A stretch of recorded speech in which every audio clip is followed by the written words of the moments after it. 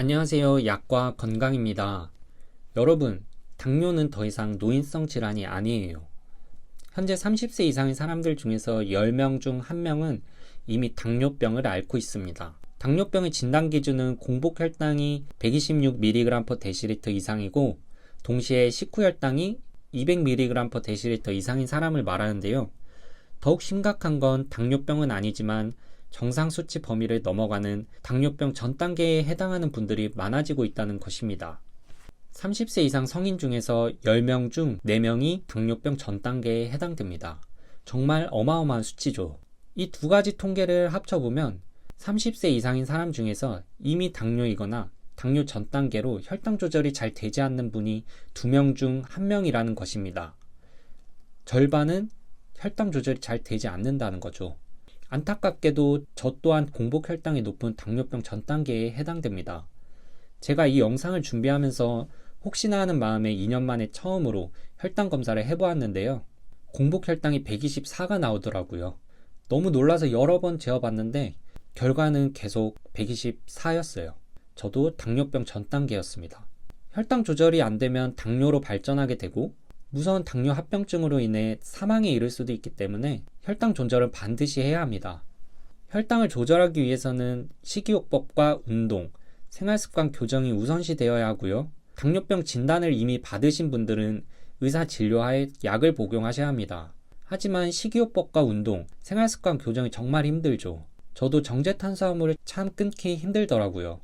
혈당을 조금이라도 낮추고 싶은 분들은 이 영상을 끝까지 봐주세요. 제가 혈당 조절에 도움이 되는 영양제들을 논문 근거로 말씀드려 보겠습니다. 첫 번째는 크롬이에요. 크롬은 체내 포도당, 지질대사에 필수적이고 인슐린 작용에 관여하는 미량 무기질인데요.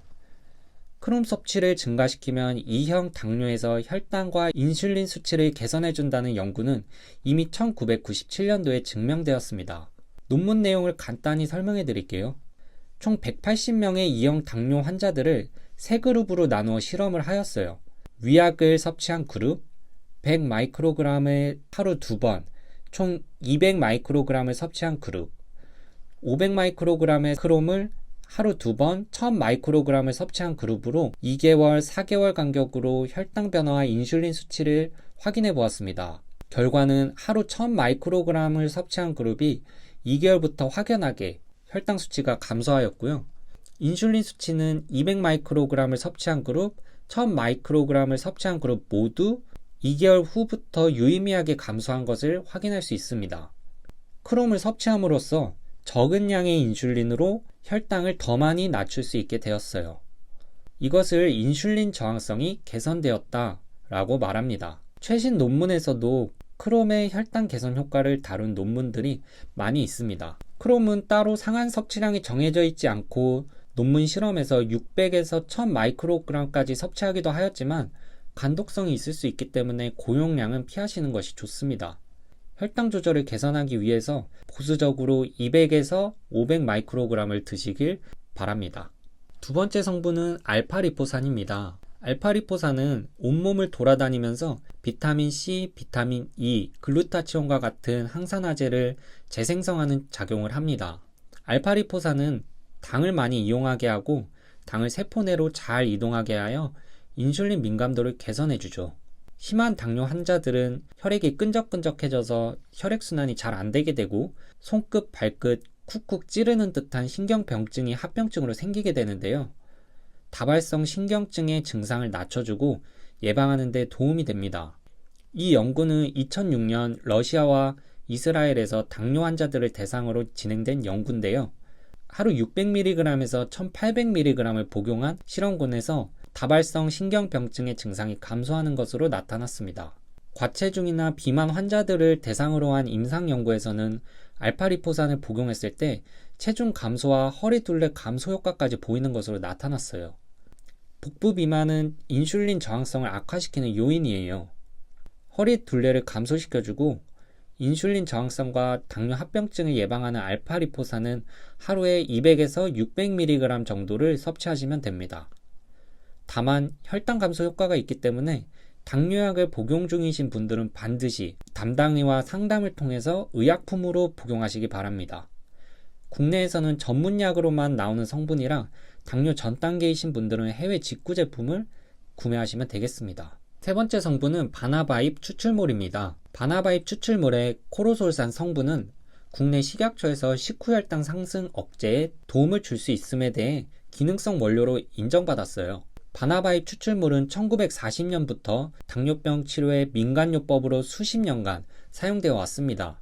기간도 긴 만큼 많은 연구들이 보고되어 있고요. 다음 논문은 바나바잎 추출물에 대한 최신 연구들을 요약한 논문이에요. 바나바잎 추출물의 코로솔산 성분은 식후 혈당 수치를 감소시키는 것으로 나타났을 뿐만 아니라 항고지혈증 효과까지 있는 것으로 밝혀졌습니다. 식약처에서 인정하는 용량은 0.45mg에서 1.3mg으로 하루 최소 1mg 이상 섭취하시는 것을 권장드립니다. 코로솔산은 크게 주의해야 할 부작용은 없지만 고농도 장기 섭취에 대한 안정성은 나타나 있지 않기 때문에 식약처 기준 1.3mg은 넘지 말아주세요. 신장 기능이 좋지 않으신 분들도 피하시는 것이 좋습니다. 네 번째는 마그네슘입니다. 마그네슘은 영양제 좀 안다는 분들에게 너무나도 식상한 미네랄일 수 있어요.